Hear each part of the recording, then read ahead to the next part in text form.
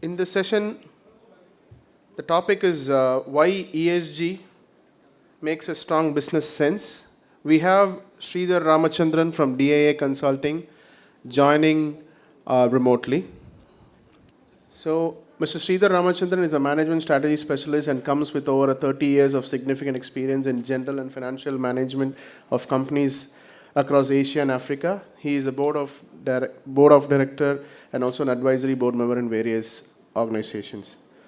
So ESG is the brief description. The brief description of the talk is ESG, right? It's not anymore a regulatory compliance subject.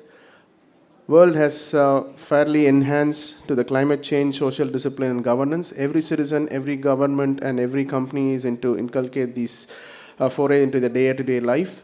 The factors, I'm sorry. So huge investments are flowing towards companies here, and strong ESG standards are as these companies could create sustainable value. We'll explore why ESG makes a strong business case in this session today.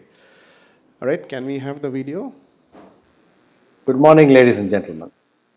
Firstly, let me apologize for not being physically present in my hometown, Chennai, and more importantly, to be with you because I'm recovering from COVID.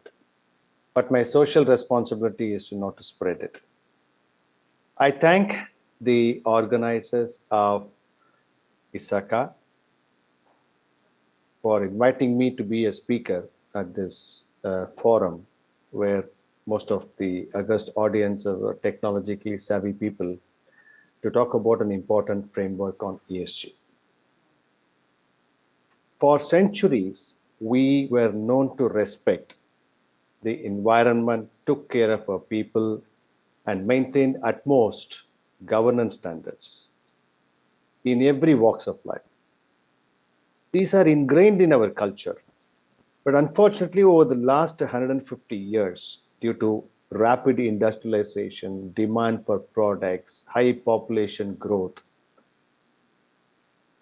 worldwide, resulted in exploitation of natural resources, human resources. In the name of growth and survival, we have abused everything possible in the every possible manner, resulting in the climate change, losing forests, growing disparities, food shortages, and poor governance standards. Only in the last 15-20 years, the world has woken up to correct the imbalances, which may take another 7,500 years. But a start has to be made in this juncture. ESG is not some new management theory proposed by some management gurus. It's all about going back to basics. Protect your environment, take care of your people, and ensure you will govern well, whether in business or in government. This is what I'm going to talk today. And let me start with the presentation mode.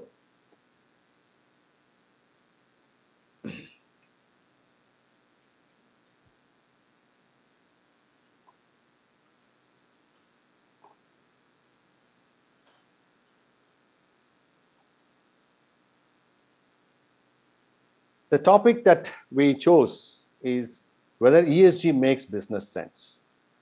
But before we go forward, I would like to cover this entire topic in a few slides. What is ESG framework? Why is it becoming so important? What are the 5 ways we can create value through ESG?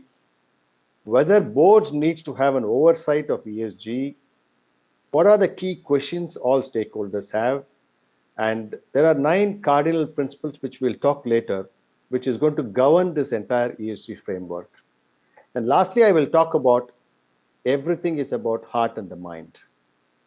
Now, as we all see on the slides, ESG is environmental, social, and governance. Now, we have been used to this corporate social responsibility as per the Companies Act, which companies have to adhere to over the last many years. This has been going on. Now, a comprehensive framework is coming up, which is going to integrate the environmental, social, and governance all together, wherein you will see, let's look at environment today. How many of us measure water consumption at our home while we take bath, or what is being used at the kitchen? How many of us have planted trees in our lives? Biodiversity, when we walk into a factory or an office, some of us observe that beautiful plants are there. Some of us don't even bother. We just carry on with what we are doing. When we look at the energy efficiency, I have been at various board levels.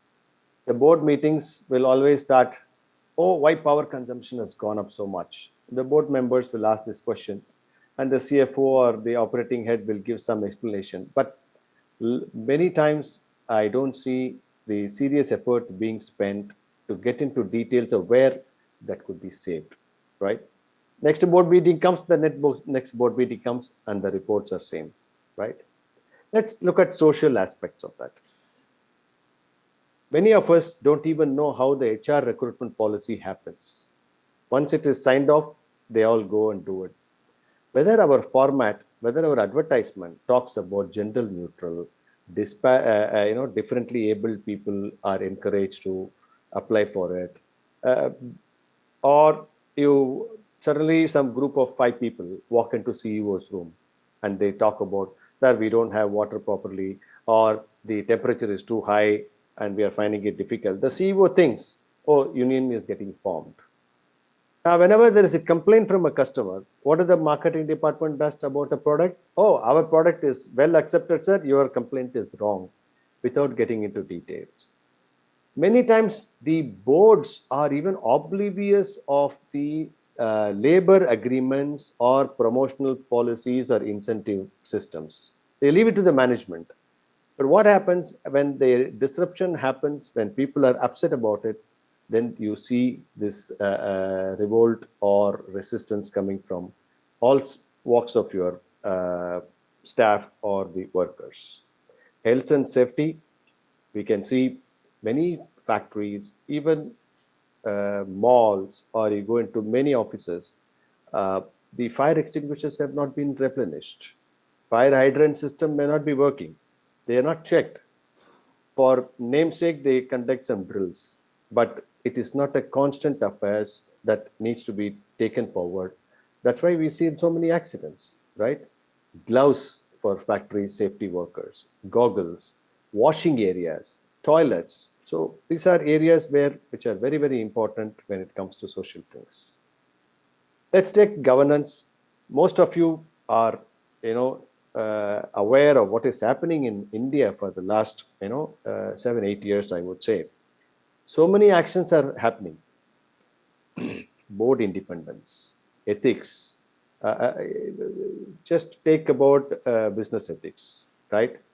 What happened in ICICI Videocon case, right? There was a whistleblower who said there is a problem, right? 3,500 crores have been given as a loan. There is a conflict of interest, but the board did not take it immediately and made the chairperson to step down.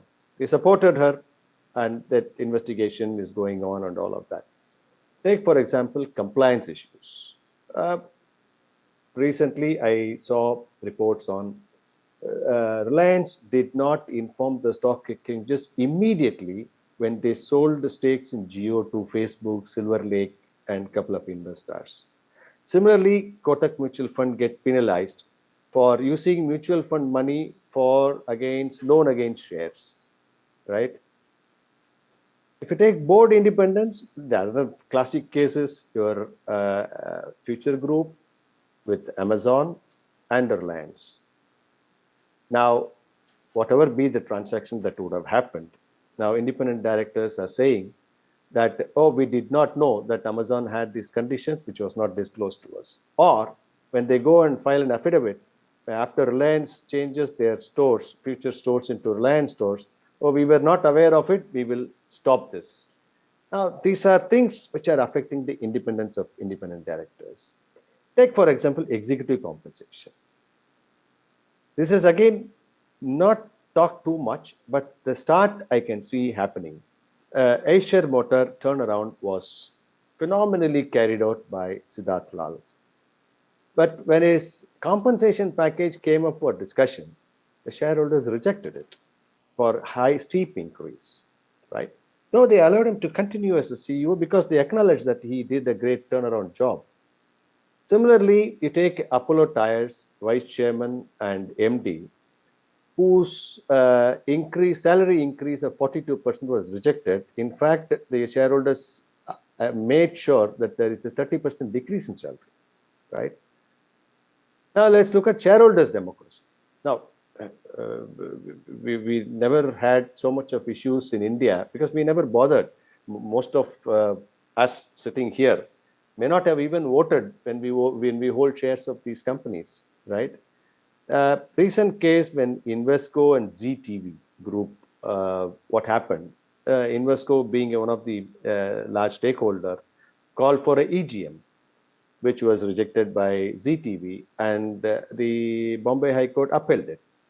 Now, these are governance issues that are coming up in much more stronger manner. Now, I have given already few examples why ESG is becoming important. If you look at gender equality in India, we have statistics coming out and saying, okay, women participation, but very interesting fact. Indian boards, as against the G20, we have 16% as against the 20% G20 average of women participation in the boards. In countries like South Africa has got 23%. But you will be surprised, Japan, South Korea, they're all less than 2% and 7%. That shows how women are not being brought into the forefront of boards and the management levels. This is a very, very important area we're going to discuss about it, right? But surprisingly, India's 50% of rural women are engaged in agriculture, and guess what? India is producing 315 million tons of food grain production, which is sufficient for India, and they not only feed us at our home, they feed for India, and soon they will fuel the feed the world. So we don't have to go for proof of putting outside India. So if the women participation gets bigger in boards and in management and in corporate levels, we are going to see huge amount of productivity improvement.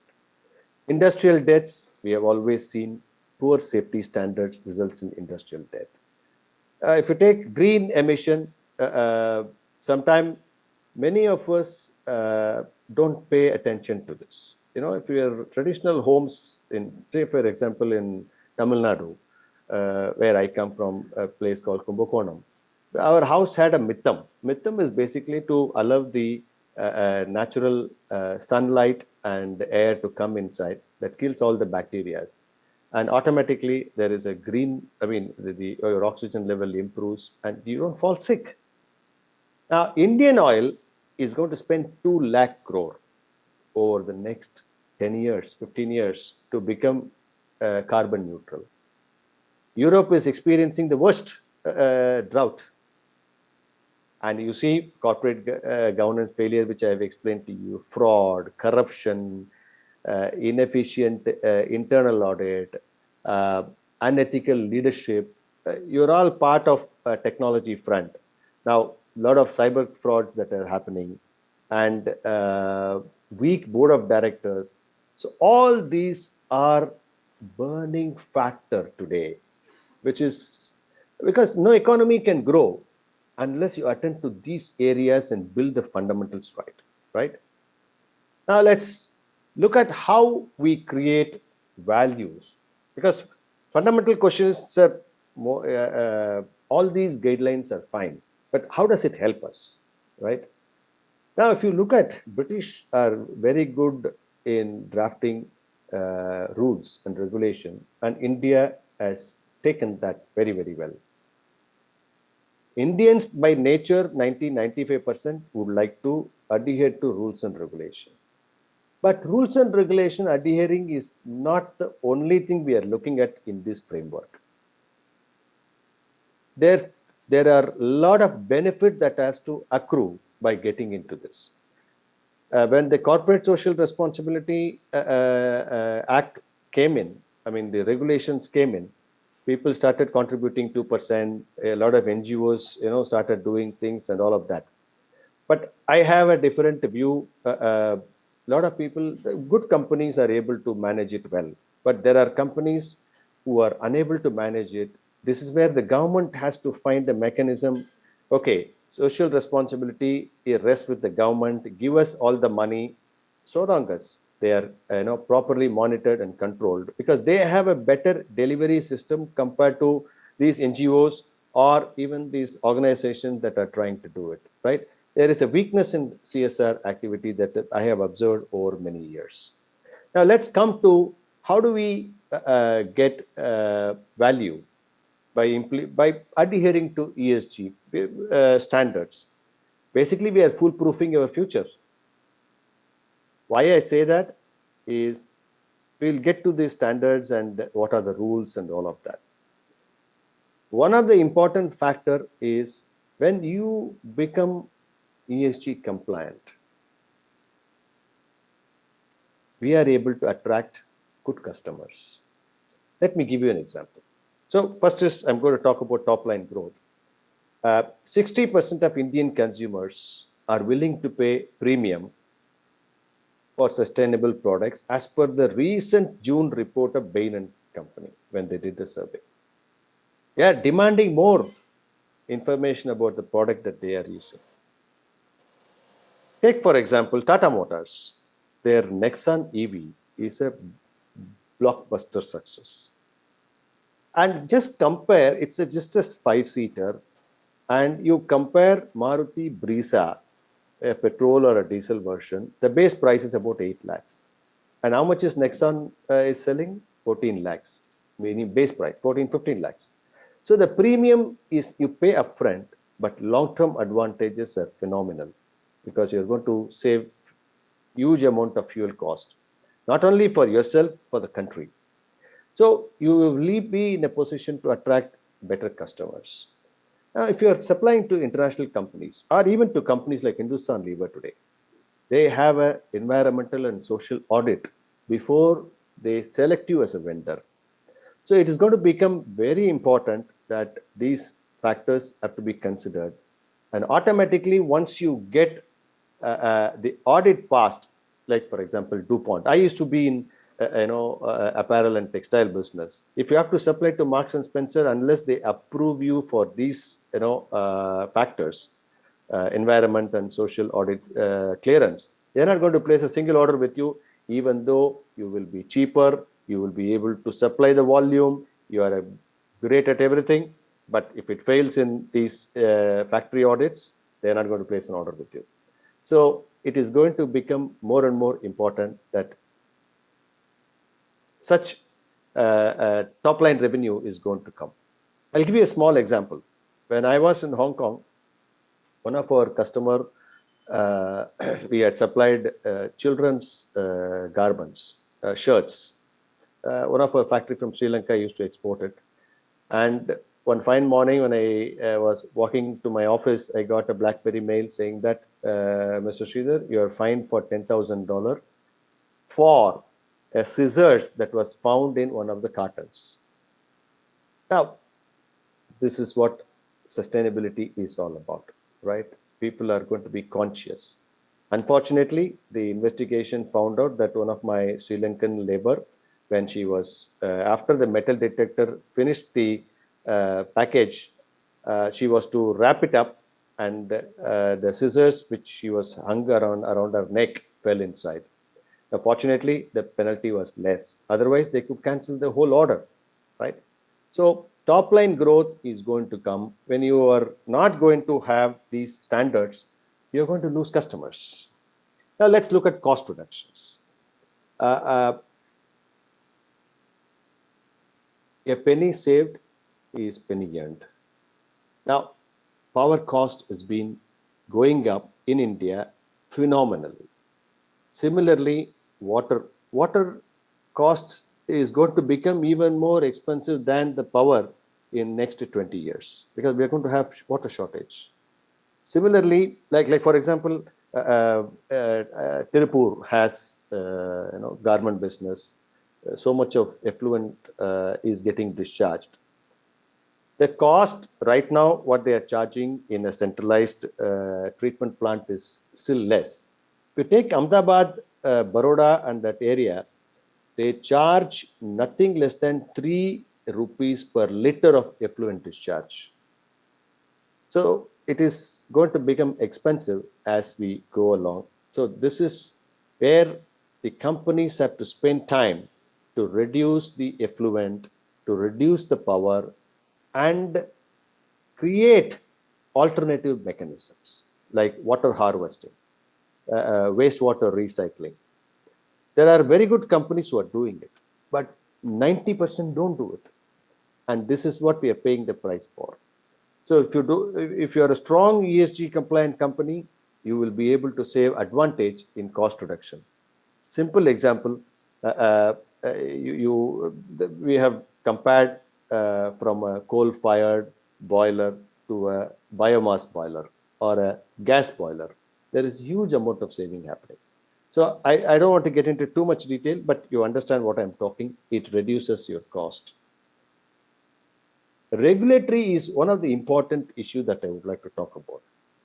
We have been always, seeing in the papers that Pollution Control Board has issued notice for closure, whether it is in, chemical industry or a textile industry or whatever it is. Flouting environmental standard is going to be very, very costly going forward. It is already becoming costlier. Example I will give you. There's a company you're all aware of, Amara Raja Batteries. They manufacture car batteries. Their factories have been issued notice by Andhra Pradesh Pollution Control Board to shut down the factory. So it can cost closer. But they have not yet done, and they are discussing. But in the process, what happened? It's a listed company. The market cap of Amara Raja Battery was around 12,000 crores. Today it is around 6,000 crores. Or they lost close to 8,000 crores of market cap. So wealth of investors gets lost by not adhering to regulatory compliances, right? This month, National Green Tribunal told West Bengal government to pay 3,500 crores for not managing the liquid and the solid waste. Now, it is on this fine is compensation is put on West Bengal government, right? It's a huge amount, 3,500 crores.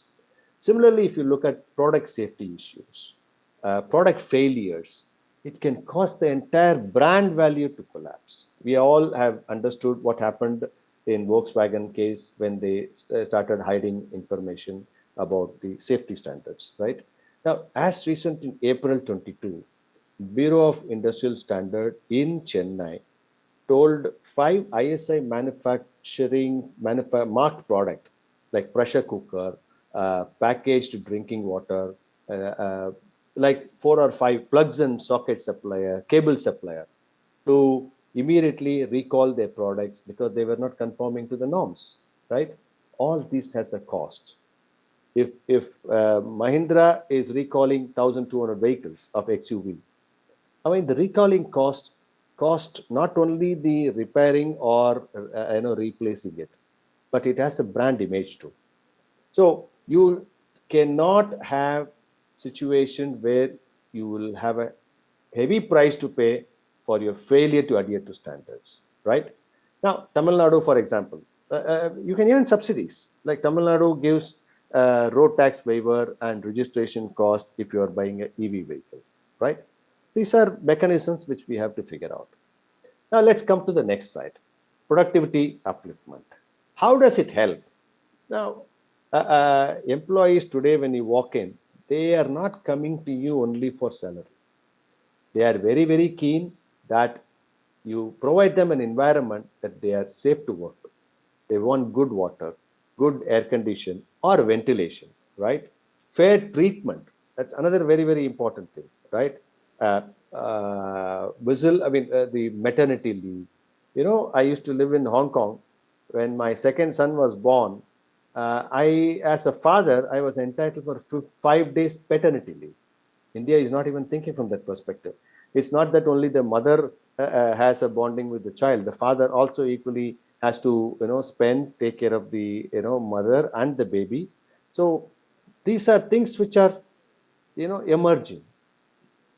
And employees love to work in companies, even if the salary is 10-15% less, but they are happy in that environment.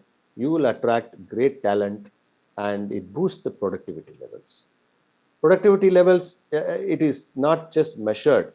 Simply somebody calling sick every week. It's not going to happen because they love to come to office and work because that environment helps them to improve the productivity. Now,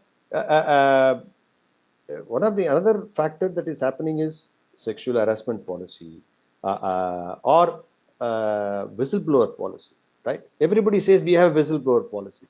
In India, we have not tested the law as much it should have been. We are not getting protected. In GlaxoSmithKline, $3 billion fine was put because two of their marketing managers exposed the corruption by financial corruption by promoting some of the products done by the company. Now, it was the highest award, $3 billion Glaxo had to pay.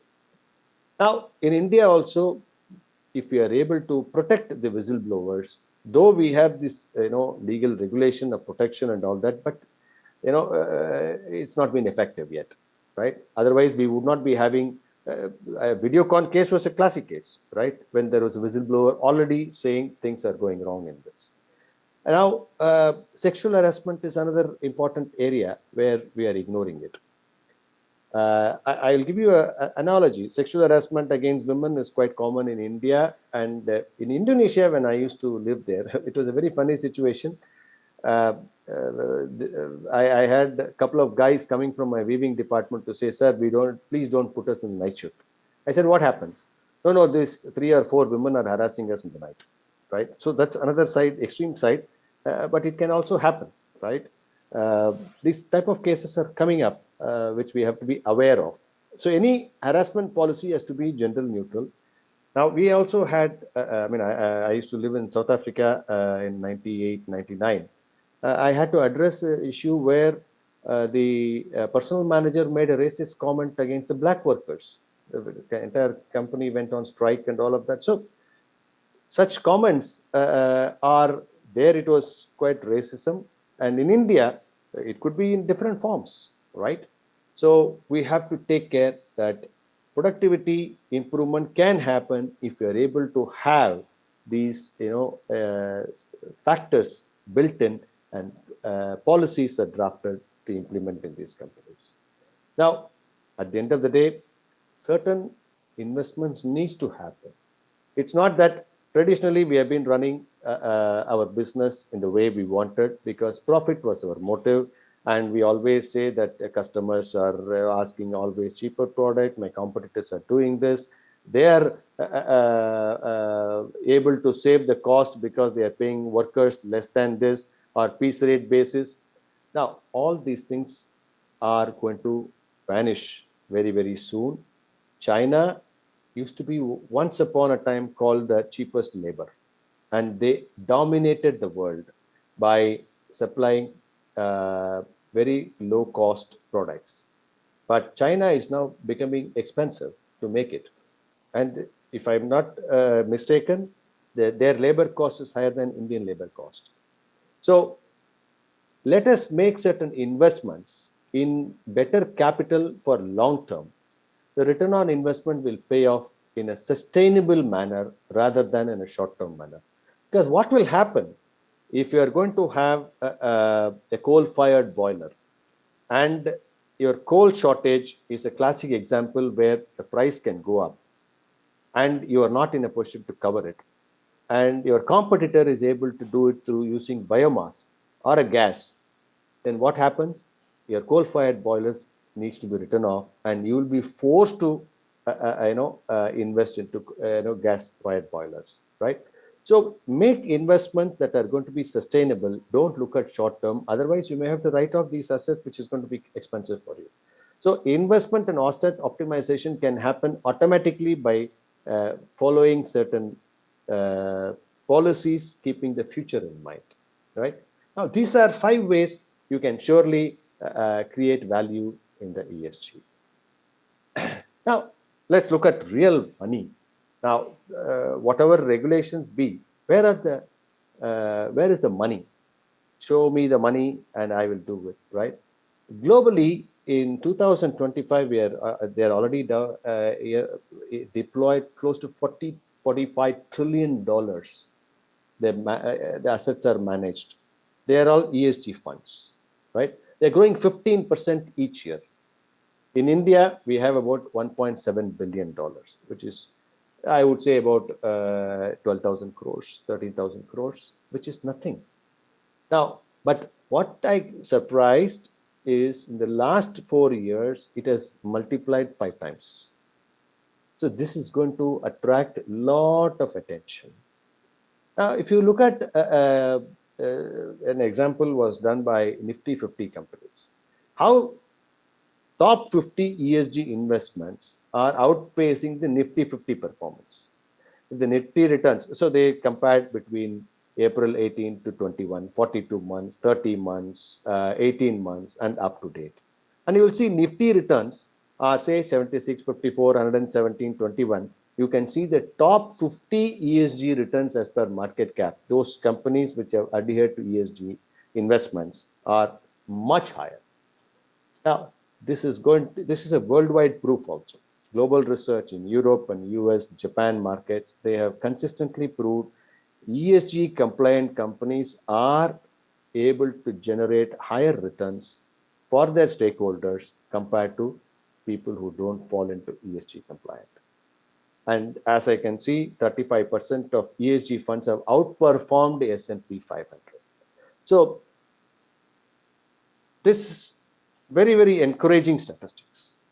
But in India, let's look at, when I say $1.8 billion or $1.7 billion, there are mutual funds. See, we all invest in mutual funds. Now, there are hundreds of mutual funds. Now, suddenly you look at it, Aditya Birla Sun Life ESG Fund, Axis ESG Fund, ICICI Prudential, Kotak ESG, Mirae Asset ESG.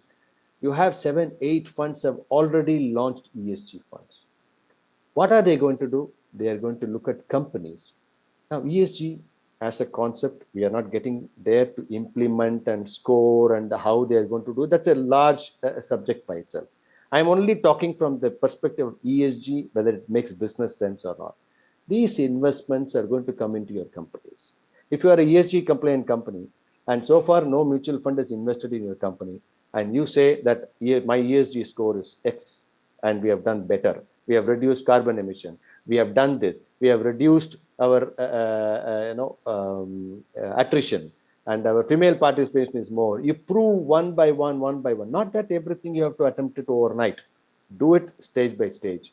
And these investments are going to come into your company. Even the private equity investor. So I am part of a private equity fund. Out of 7 portfolio companies that we have, or 9 portfolio companies have, 3 or 4 we have invested in green companies. Now, this is very, very important for us because we don't want our investors to feel that we are investing in companies that are not compliant. And investors are quite happy with it, right? They don't mind compromising certain returns, but they are happy that they do not want to encourage companies who are not compliant with ESG norms, right? Now, next quick important aspect, why boards need to have an oversight. Section 166 very clearly says the board of directors are responsible to their employees, shareholders, community, and protection of environment. Now, the recent, in 2021, Supreme Court first time has taken a serious view of this particular section, and they are going to, they have penalized the board of directors on there is a bird called Indian bustard, the great bustard. There are only 150 species in the country. Now, to protect them, they said all the overhead power lines should go underground, and otherwise the directors are held responsible. Now, the benchmark is now set. Directors can no longer ignore their duty towards environment. And they have a responsibility towards SEBI, to other government regulatories for disclosing about all these norms that they are going to do that. Then you have SEBI, which has got BRSR standards, which is going to be implemented as per the new norms. This BRSR standard, 1,000 listed companies will start reporting from FY 23-24. I mean FY 22-23. From following year onwards, the rest of the things will follow. There's a huge amount of disclosure is going to happen. Now, I don't have time to get into total details. Now, it's going to talk about quantification of environmental aspect, ESG emission, GST emission, biodiversity, social related disclosures, social impact assessments. Now, CSR activity, unless you do the audit of such CSR activity, you don't know whether your money is going in the right direction. So you have to quantify that. Consumer related disclosure, your packaging, your cartons, consumer complaints, cyber frauds, all these are going to be reported in quantified manner.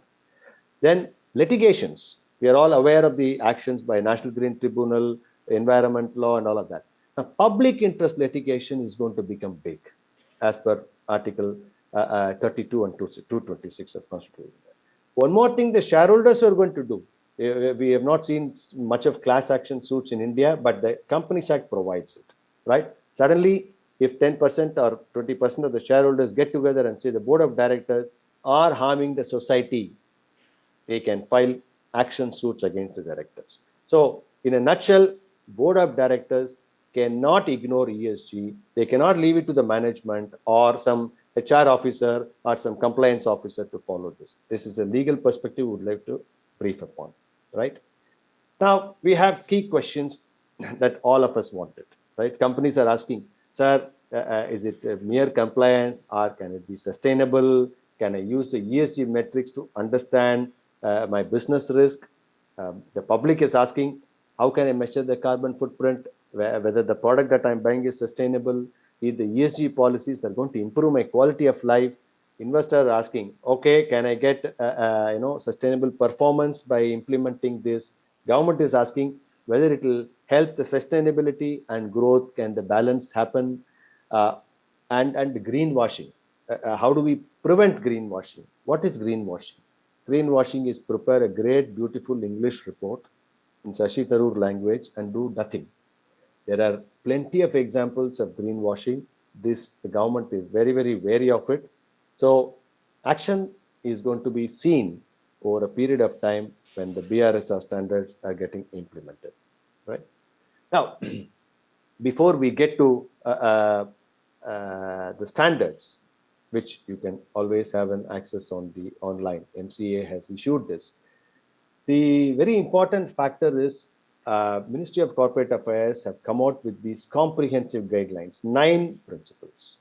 If you look at each principle, we can make out that we no longer think of doing business the way we were doing it last 25 years.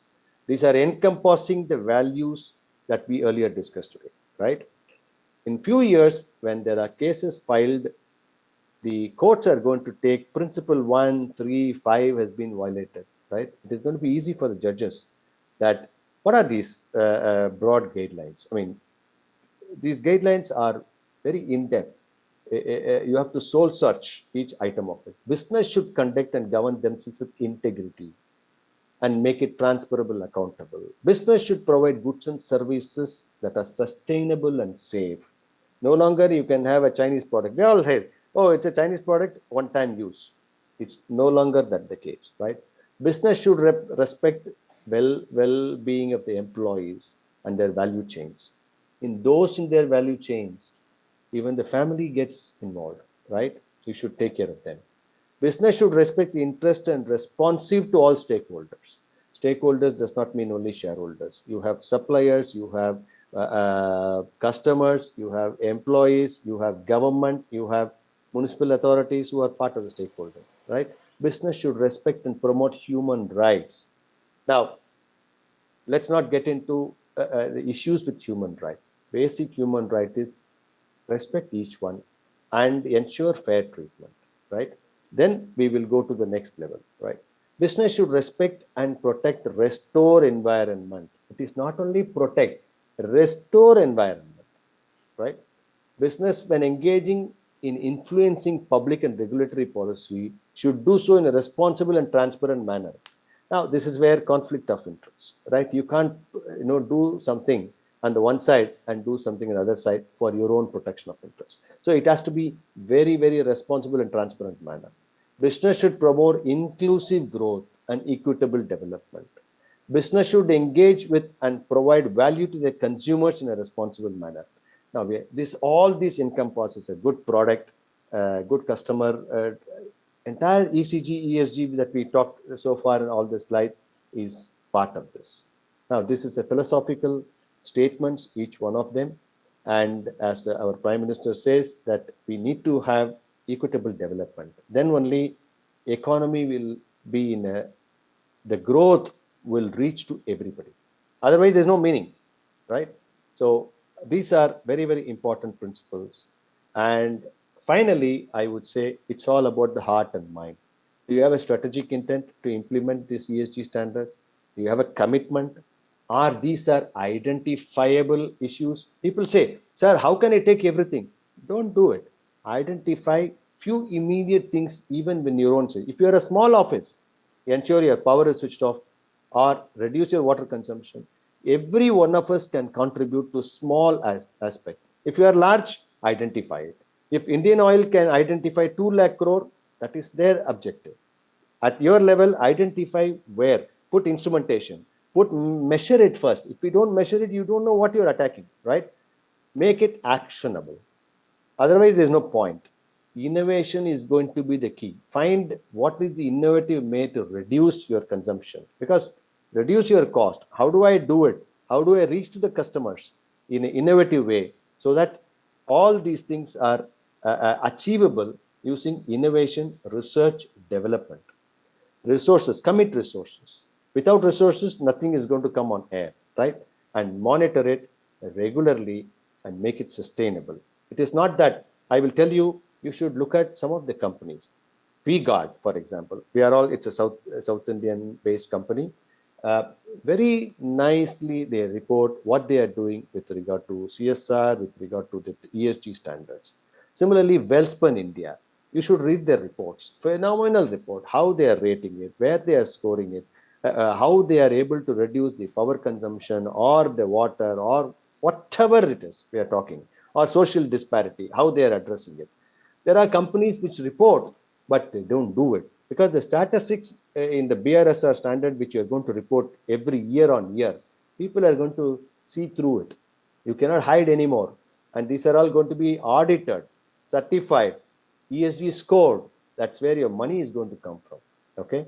So with this brief, I think ESG definitely will make business sense.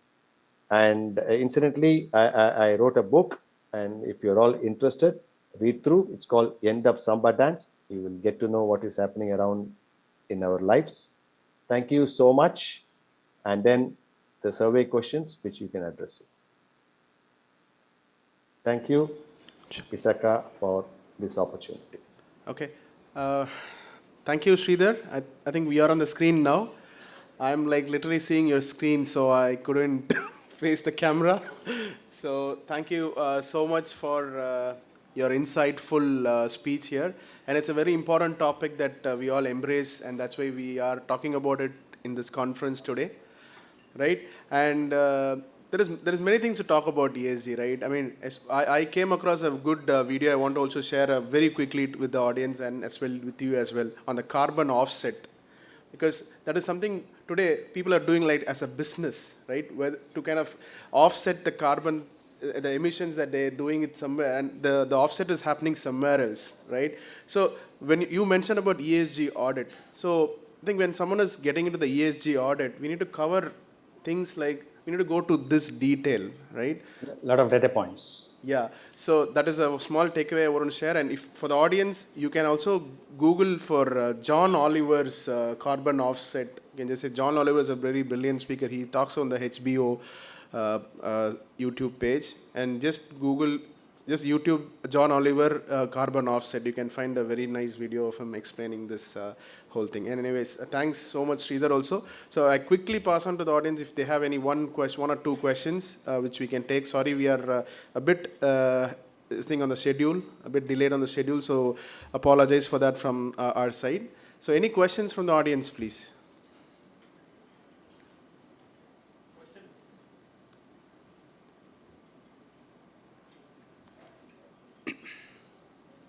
So should I say silence? There's no no questions, or everyone understood this very well? And Sridhar, thanks so much for coming onto the virtual way, virtual mode as well. So I know you were down with COVID, and I hope you are recovering from that. Much better, much better. Much better. Okay. Thank you, Sridhar. All right. Okay. So if you had been physically here, we would have given you a memento from the chapter side. We will, mail you that across to your residence address. All right. And Thank you so much. And I missed the session physically, Yeah. but I'm glad people are patiently listening to my presentation. Right. I mean, Hope yeah, it was definitely. meaningful.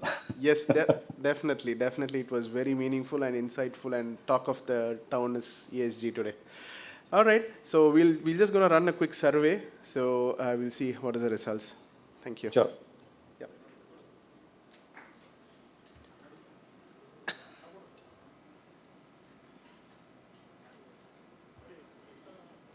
Okay.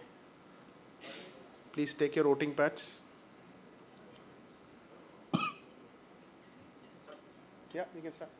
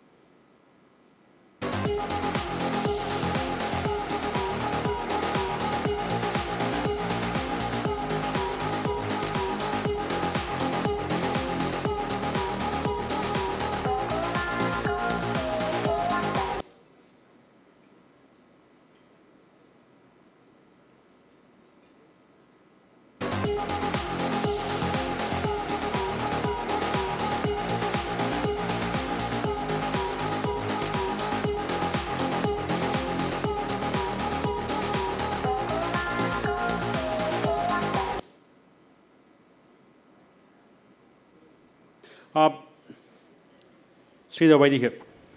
Hello, Vaidhi. Yeah, thank you, Sridhar. I was eagerly looking forward to meet you in person. Once again, thank you. In spite of you having COVID, you were able to record and send the video to us. Wishing you, next time when you come over to Chennai, we will definitely like to have you, talk in person in any of our event. Sure. Thank you, Sridhar. I will. Thank you, Vaidhi. Yeah. Thank you so much.